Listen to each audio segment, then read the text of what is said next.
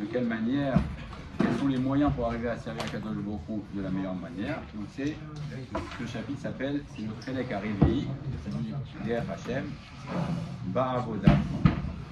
Donc on va commencer par les différents aspects du service divin de la Avodat Hashem. Le Ramchal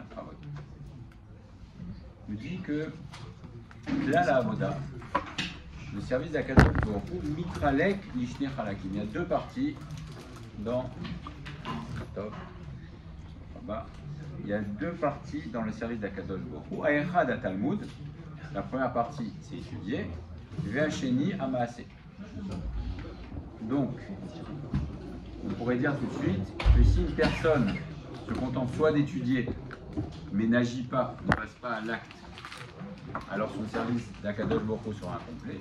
Et à l'inverse également, une personne qui se contenterait uniquement de faire des mitzvot mais qui n'étudie pas, alors aussi il sera incomplet, puisqu'il y a deux parties, ce sont deux parties qui sont des conditions sine qua non. Donc on ne peut pas se contenter, dire moi je ne fais qu'étudier mais j'agis pas, ou dire moi je fais, dis-moi comment je fais, explique-moi, voilà, mes filles, dis-moi comment je fais, c'est bon. Mais il n'étudie pas, ça on ne peut pas arriver à l'acheter.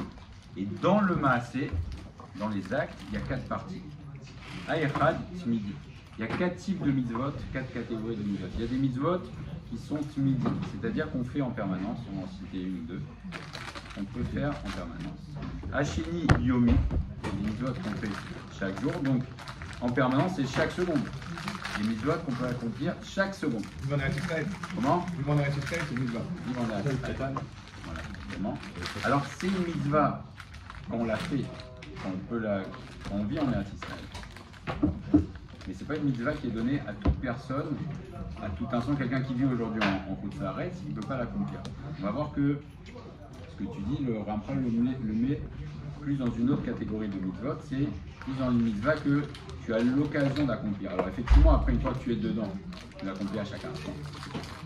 Tu veux parler des mitzvot qu'on peut faire constamment? Voilà, il y a des mitzvot à chaque instant, à chaque seconde, tu peux l'accomplir. Tu peux l'accomplir. Et c'est des mitzvot en plus qui sont d'une dimension et d'une portée immense. Ashlishi Zmani. Troisième, ce sont des mitzvot que tu peux faire de manière régulière. Arevi Mikri, que tu peux faire que de temps en temps. Alors de quoi on parle? Tmidi. Israël Magdoshi nous disent que tu peux faire une mitzvah, il me semble que c'est le Pélé Yoetz, qui dit qu'il y a une mitzvah, une très très grande mitzvah que tu peux faire à chaque instant, sans faire aucun effort physique. C'est la mitzvah de Ahavat Hashem. Si tu penses dans ta tête, j'aime Hashem, c'est une des plus grandes mitzvot. Et ça, c'est une mitzvah qui tu peux la faire n'importe quand. Tu es sur la route, tu es assis. Là maintenant, tu penses que tu aimes Hashem. C'est une mitzvah midi en permanence. Ou bien la mitzvah de Hirat Hashem. Hirat Hashem, on n'aime pas traduire ça par crainte.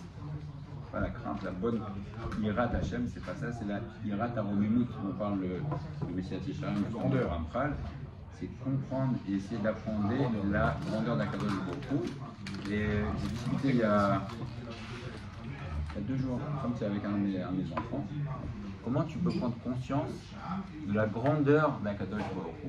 C'est quand tu réfléchis à la création. Et tu peux avoir également Ahavat Hashem. Le Rambam nous dit, si tu veux arriver à aimer le Créateur, regarde la création.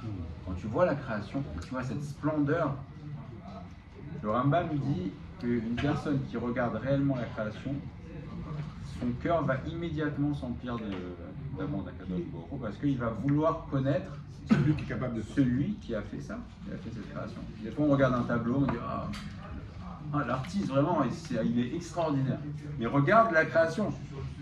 Regarde la création. Et également, tu peux arriver à la Hirat Hashem en regardant également la création. Et personnellement, dans la discussion, je disais à mes enfants que je suis plus impressionné par l'infiniment petit que par l'infiniment grand. Parce que quand tu vas dans l'infiniment petit, tu vois par exemple quand tu vois une cellule, si tu vois la complexité de la cellule, et quand tu vas encore dans la complexité extraordinaire, c'est que même le plus grand accomplissement de l'homme aujourd'hui qui se vante de son, c'est milliards et des milliards et des milliards de fois plus compliqué que tout accomplissement que l'homme peut faire aujourd'hui. Pourtant, même dans l'infiniment grand, oui. on retrouve aussi l'infiniment petit. Par exemple, j'ai écouté l'autre fois un scientifique qui parlait que l'univers était basé sur des mathématiques, etc.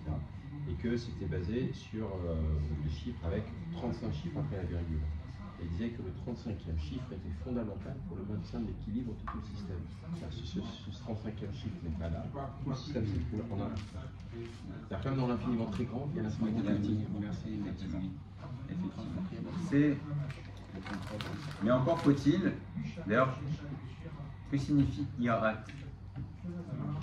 Comment on dit voir? Faut ouvrir les yeux. Celui qui ne veut pas ouvrir les yeux, c'est toute sa vie, il dit oui, moi c'est bien. Bon, il fait beau aujourd'hui, c'est super. Je regarde la météo sur Google, très bien. Donc on peut passer toute sa vie sans rien voir. Irat Hashem, c'est ouvre les yeux. Si tu ouvres les yeux, tu t'arrêtes 2 minutes, réfléchis, regarde, tu vas voir un cadeau de Baruch. Si tu veux pas voir, tu vas passer toute ta vie comme un touriste ouais, justifier toutes sortes de choses. Le cadeau de Baruch a donné l'occasion à l'homme de se tromper, déjà dans Bereshit, puisqu'il dit Naaseh Adam. Venez, allons faire l'homme. Qu'est-ce que ça veut dire Naaseh? Alors les commentateurs le disent, Naaseh c'est Akadosh Baruch Hu. On apprend de là l'humilité d'Akadosh Baruch Hu. Il a dit aux anges, il a convoqué les anges pour créer l'homme. C'est également Makom It Hot. L'homme peut se tromper, il peut dire, ah ben voilà, vous avez bien dit qu'il y avait plusieurs divinités, c'est marqué dans la Torah. Donc l'homme a l'occasion de se tromper. Et pourquoi il y a l'occasion de se tromper? C'est parce que Akadosh Baruch Hu a donné le libre arbitre à l'homme. Il a donné le libre arbitre. Pour avoir le libre arbitre, il faut avoir l'occasion de se tromper. Il y a le tov, le ra. Donc Akadosh Baruch Hu met aussi à l'homme toujours la possibilité de se tromper, même dans les plus grands miracles, notamment Kriyat Yam Souf, il y a l'occasion de se tromper. Dans la Torah, c'est marqué, Akadosh Baruch Hu a fait souffler un très fort vent d'est. War Kadim, il a fait souffler un très fort vent d'est toute la nuit. Pourquoi? Celui qui veut se tromper, il peut dire oui, c'était un phénomène météorologique très particulier qui s'est passé le jour de Kriyat Yam Souf. Donc ça, c'est notre libre arbitre. Donc en tout cas, tu peux faire une des plus grandes mitzvot sans faire aucun effort physique. C'est Avat Hashem, Yirat Hashem. Et c'est un grand admour qui disait, tu peux faire une des pires avérotes en étant allongé sur ton lit, sans rien faire. Tu es comme ça et tu dis, ah, je suis vraiment le meilleur. Ça c'est la gava, et ça c'est je vais dire, il n'y a personne qui sait. Hein. Ah, je suis vraiment. Je suis fort. Ça c'est une des pires avérotes, c'est la gava. Alors qui sait? Personne, mais Hachem sait, parce qu'on est dans le cœur. À Yomi, donc Ibn dit il y a des mitzvot qu'on peut faire en permanence, 24-24. Yomi, il y a des mitzvot qu'on doit faire chaque jour. Exemple, à l'époque où il y avait le Beth Amikdash, il y avait le Korban Tamid, n'est-ce pas? Et le Korban Tamid, c'était chaque jour, même Shabbat, on apportait le Korban Tamid, n'est-ce pas? Les Shrita, on produit même Shabbat, Korban Tamid. Et aujourd'hui, alors il y a une avoda qu'on doit faire chaque jour, c'est les tfilotes par exemple, Kriyat Shema, on doit faire chaque jour ces mitzvot-là. Troisième catégorie, Zmani. Alors, ce sont des choses qui viennent à des temps impartis et réguliers, par exemple Shabbat et Yamim Tovim, ça vient tous les Shabbats, toutes les semaines, c'est fixe et on a une mitzvah de respecter. Et enfin, Mikri, donc c'est une mitzvah que tu vas pouvoir accomplir si elle se présente à toi. Exemple, Gon Chala. Pour prélever la Chala, il faut que tu aies du pain, que tu aies une pâte, d'accord? Si tu n'as pas, voilà. Il n'y a pas une mitzvah, on ne te dit pas fais du pain pour faire la chala. Si tu fais du pain, alors prends la chala. D'accord? Alors que la mitzvah de Shabbat, on ne te dit pas si tu as le temps, fais Shabbat. Toutes les semaines, tu feras Shabbat. Comment? Non, non, c'est pas une obligation. Une femme, elle a le droit d'acheter les chalotes, elle a le droit d'acheter les chalotes à la boulangerie si elle veut. Donc c'est pas une mitzvah, c'est pas obligatoire. C'est bien qu'elle le fasse. Donc si elle le fait, alors c'est bien. Le maaser par exemple. Maaser par exemple. Comment? Tu gagnes pas. Voilà. Alors là, si on parle du maaser sur les récoltes, si tu n'as pas d'arbre, tu n'as pas de maaser. Pidyon Aben. Pidyon Aben, celui qui n'a pas eu un fils premier-né, il ne peut pas faire. Tu vas faire Pidyon Aben. Comment? Tzitzit. Alors Tzitzit également. Si tu n'as pas un avis à il y a quand même des choses qui sont à notre portée là. Il y a des mitzvot qui sont moins à notre portée que ça. Un tonnerre qui arrive. C'est vrai.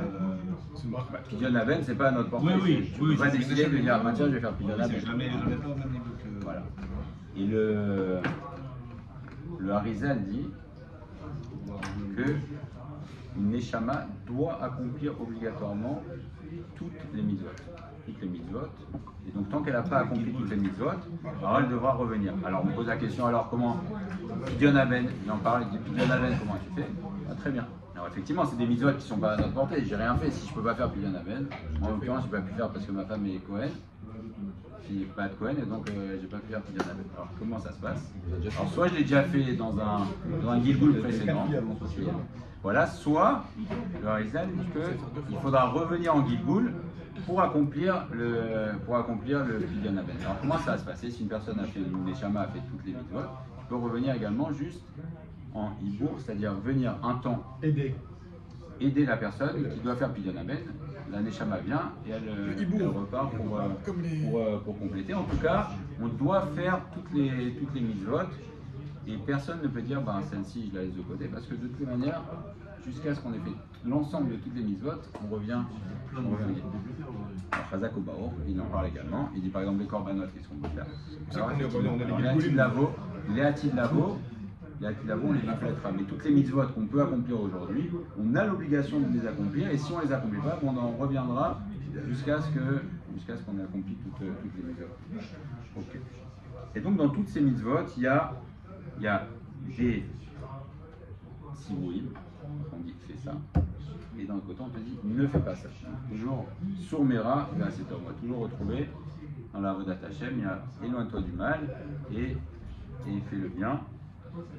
Et c'est ce qu'on retrouve le Rambam qui dit par exemple, il dit celui qui va au mikvé avec un chéret dans la main, il pourra se tremper avec un animal mort dans la main, il pourra se tremper jusqu'à demain, il ne pourra jamais être pur. Pourquoi? Parce qu'il n'a pas fait sourmera.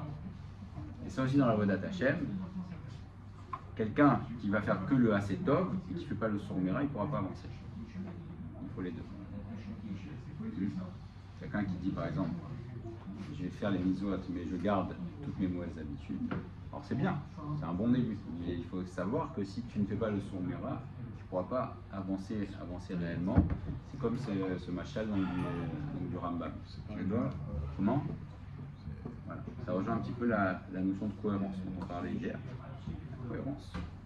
Alors, on ne peut pas être parfaitement cohérent. Qui peut dire que je suis parfaitement cohérent, je n'ai aucune incohérence, ou je me suis nettoyé de tout moi. Mais en tout cas, savoir que si tu veux servir à Kadosh Baruch Hu positivement, tu ne peux pas dire je fais que les mitzvot positives et les mitzvot négatives, mes transgressions je les garde, ça ne peut pas marcher comme ça.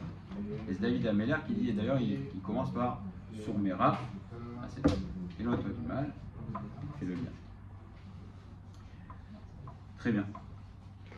Alors à quoi ça sert toutes ces mitzvot? C'est quoi? C'est un compteur qui dit allez, je fais 1 plus 1 plus 1. Non.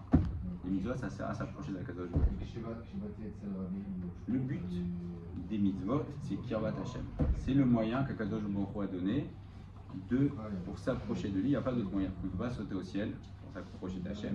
Les mitzvot, ce sont les moyens qu'Akadosh Baruch Hu nous a donnés pour s'approcher de lui. Il n'y a pas d'autre manière.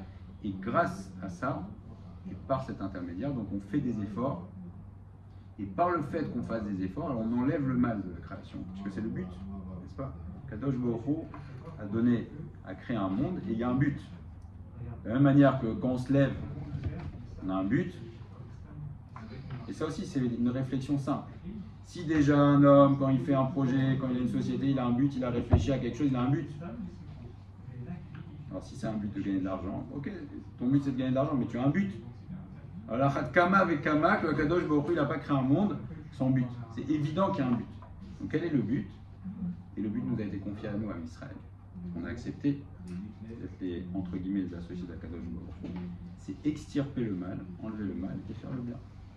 Et c'est par le biais des mitzvahs. Donc à chaque fois qu'on va faire une mitzvah, à chaque fois qu'on va faire une fila, à chaque fois qu'on va s'abstenir aussi de faire une avéra, alors c'est pas neutre. Si on enlève le mal aussi, quelqu'un qui s'abstient de faire une avéra, s'il enlève du mal, il affaiblit le mal et quand il fait le bien, il rajoute du tov, et tout ça c'est pour nous approcher nous-mêmes d'Akadosh Baruch Hu et également approcher le monde d'Akadosh Baruch Hu au fur et à mesure. Et c'est ça, nous dit le Ramchal, chez Ze Kol Chefetzo Yitbarach. C'est le désir d'Akadosh Baruch Hu, Vechol Tachlit Boro et Abria. Et le but pour lequel Akadosh Baruch Hu a créé le monde, c'est ce que veut Akadosh Baruch Hu. Et le but de la création, c'est ça, c'est que l'humanité s'approche de lui. Et pour ça, donc Akadosh Baruch Hu a mis des règles. Et là, le Ramchal nous dit comment tu as fait le pont entre l'Am Israël et l'humanité? Le Ham Israël, de la même manière que dans le Ham Israël, il y a Kohanim, Lévim, Israël. Le Ham Israël, c'est le peuple Kohen, c'est le peuple prêtre du monde. Donc le but c'est que tout le monde s'approche d'Akadosh Baruch Hu au travers du Ham Israël. Donc c'est la notion de Or la Goïm, une lumière pour les nations, c'est-à-dire que le Ham Israël va guider les nations par son attitude, par le fait qu'il s'approche d'Akadosh Baruch Hu. Donc c'est une lumière. Une lumière, c'est un guide. Quand il fait noir, quelqu'un met de la lumière, il dit ah bah, il montre le derrière. C'est le but du Ham Israël, c'est de montrer le derrière.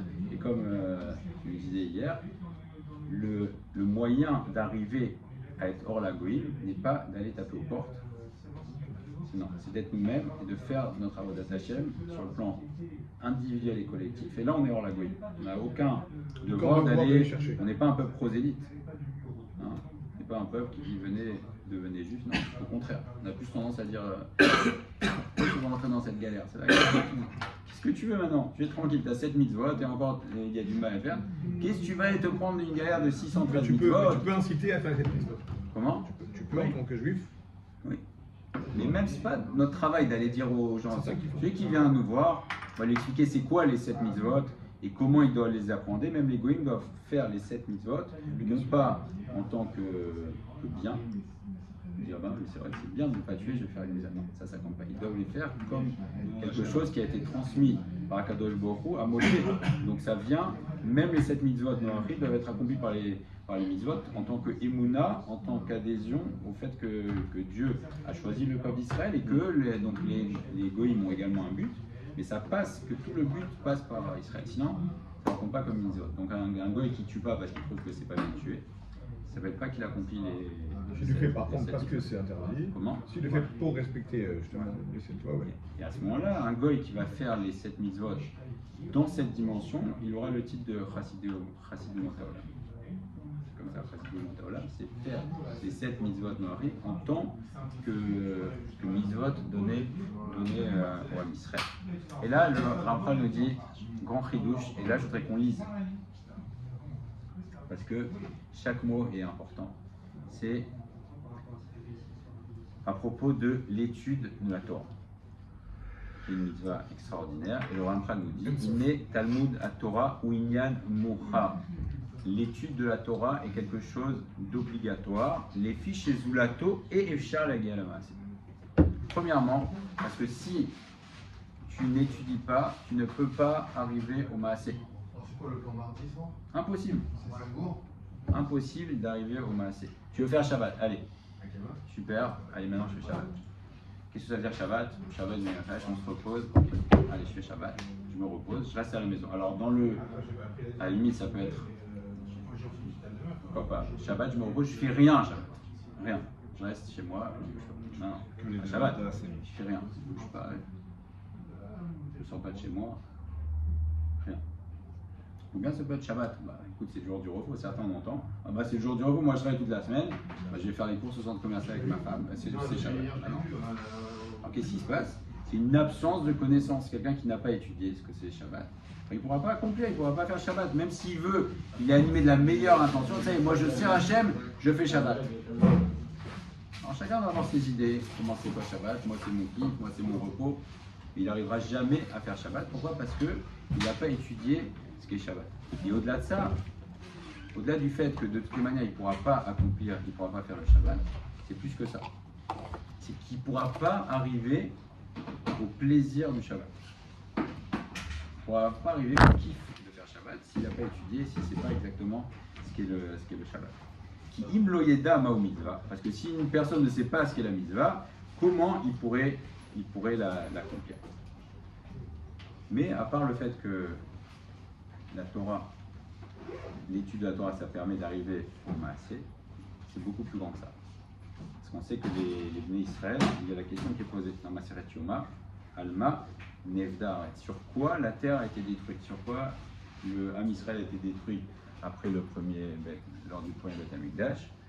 Et on dit qu'on a posé au Chachamim, il ne savait pas, on a posé au prophète, il ne savait pas, jusqu'à ce que Kadosh Baruch Hu révèle lui-même. Il a dit sur le fait qu'il ne faisait pas les Birkot Torah. Et là, tout le monde saute en l'air et dit, mais comment faire les Birkot Torah?